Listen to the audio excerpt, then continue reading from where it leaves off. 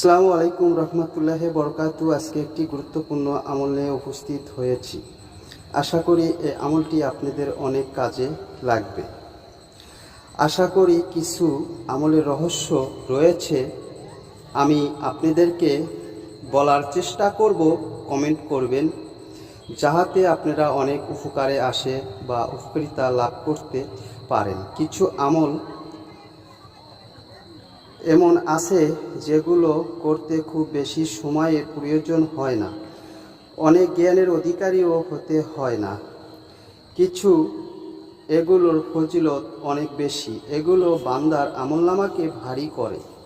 যেমন রাসূল সাল্লাল্লাহু আলাইহি ওয়াসাল্লাম বলেছেন, যে লোক একবার আমলের আগে বলে সুবহানাল্লাহিল আজিম। আমি চেষ্টা করব আপনাদেরকে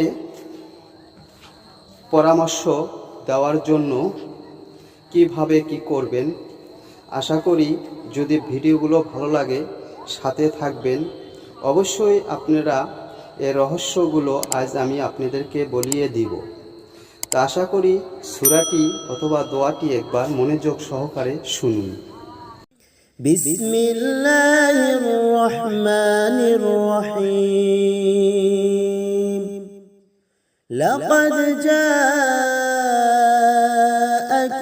রাসূলুম মিন আনফুসিকুম আজিজুন আলাইহি মা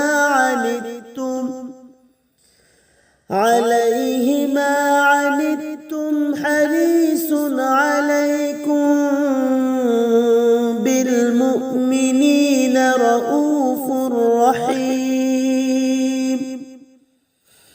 فإن تولوا فقل حسبي الله لا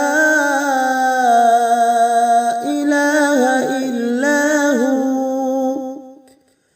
عليه توكلت وهو رب العرش العظيم صدق الله العظيم।